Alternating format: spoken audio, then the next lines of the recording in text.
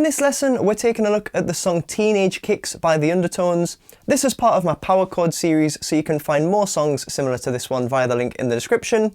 I tried to squeeze all the different parts into the demo at the start of the lesson, and you can use the video chapters to skip to the different sections, but we're going to start with that main riff. This is the first thing you hear at the start of the song, so it doubles up as both the intro and the backing for the verses as well.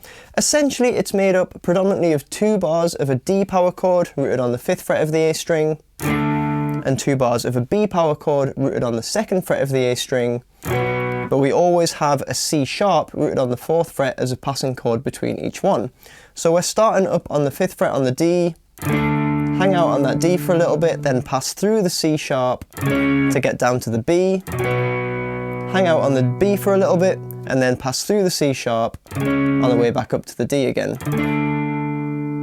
And that's how it cycles round chord-wise. Now in terms of strumming, the repeating pattern is down, down, down, up, down, up, up, down, up, down, up, down, up. So it's a 2-bar pattern. The only tricky thing about it really is the fact that you've got to change chords on up strums at the end.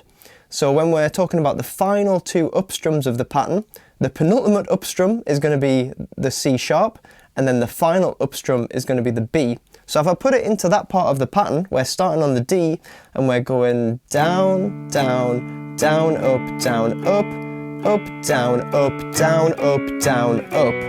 And then the next down strum would repeat the same strumming pattern, but starting on the B power chord. So if I isolate just the end of that pattern, we've got up down on the D, up down on C sharp, then up on the B, so that goes like.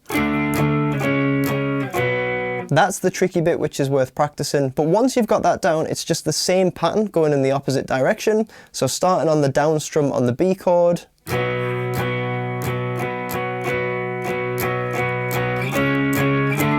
and then moving upwards to the C sharp and the D both on the up strums. So you're kind of preempting each chord with a little up strum before the main beat of that chord hits. Now if you find this really difficult and you really can't nail it and sync the left hand with the strumming in the right hand, you can just do a single down strum on each chord as you feel the movement to get started. That would sound like this.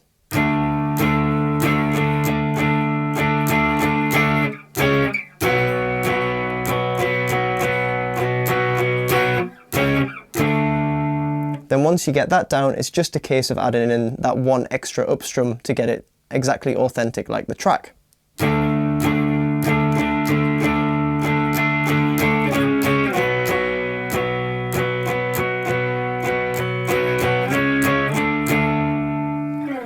But that's the main riff and the verse, which covers most of the song. Moving into the chorus now, and we're transitioning from the B chord at the end of the verse. We're keeping the passing chord in the same place in the pattern, but we're replacing the C sharp with an A, which is going to be rooted on the 5th fret of the low E string, and now the destination chord is going to be the G on the 3rd fret of the low E string. So going from the B at the end of the verse,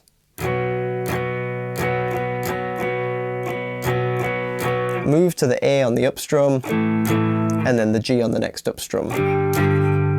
So that's B, A and G.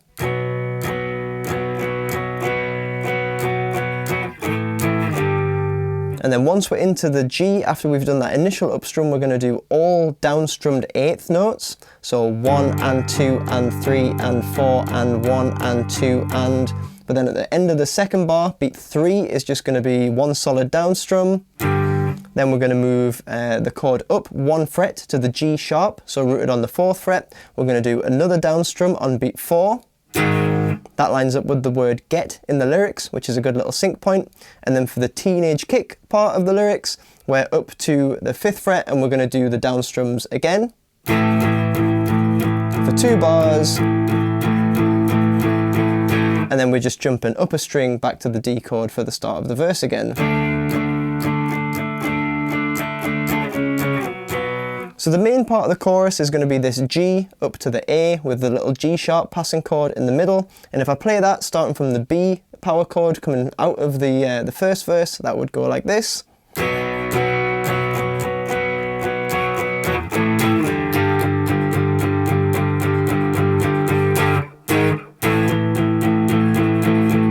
Then into the verse.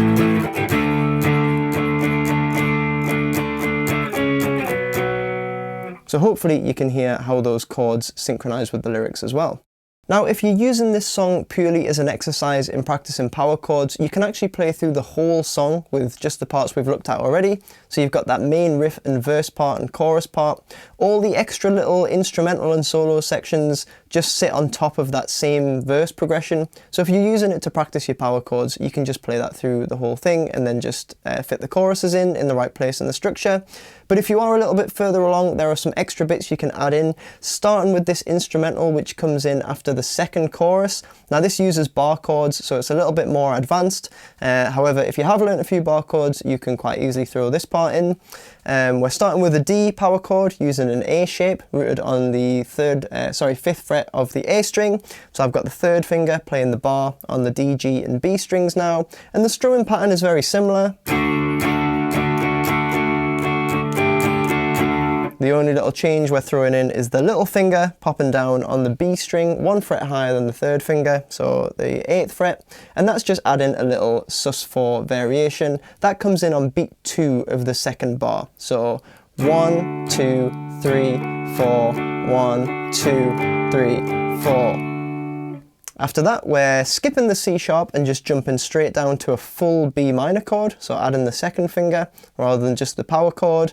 And this time it's the same strumming pattern, but we are going to throw in the C sharp passing chord on the way back up to the D, so that would sound like this.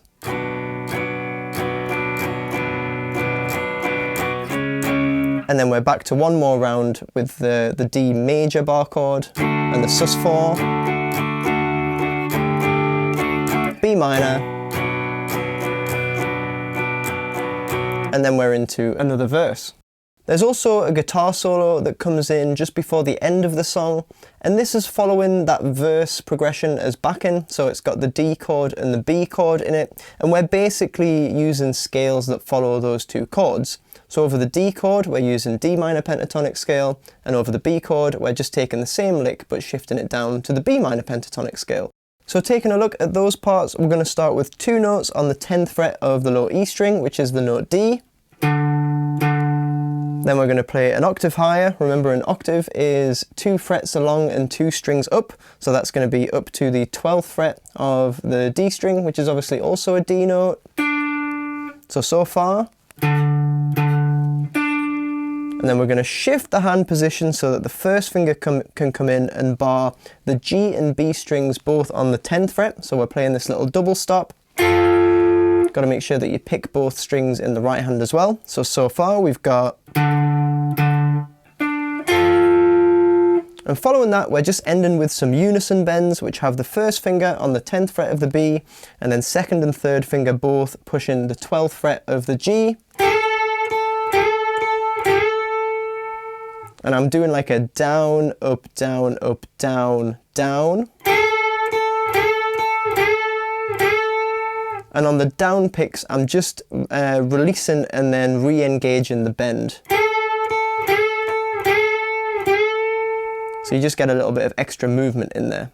Now just a quick word on how this part is actually played. You might want to start practicing it just by picking the strings individually, including the double stops. So...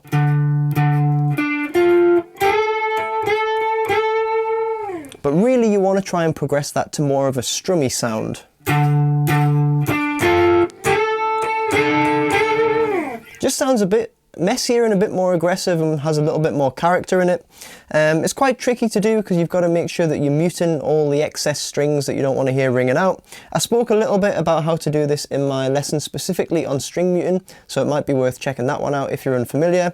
But yeah, start with just the picks. And then try and progress it to more of a strummy sound.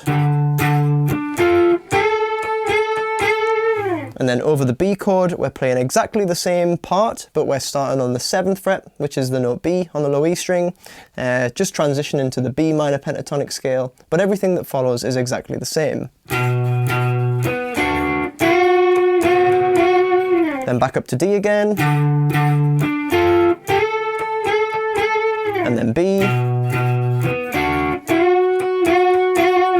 So it's 2 cycles on each chord, and then you're into the final chorus. Following the final chorus, we've got this neat little ending. And to play this, we're going to start on a D power chord, and we're going to go down, down, then move to the G power chord, down, down, to the A power chord, down, up, down, and then one final strum on the D, which can either be an up, which fits with the contour of the strumming that you're already doing, or you can kind of double up the strumming and do a double down at the end.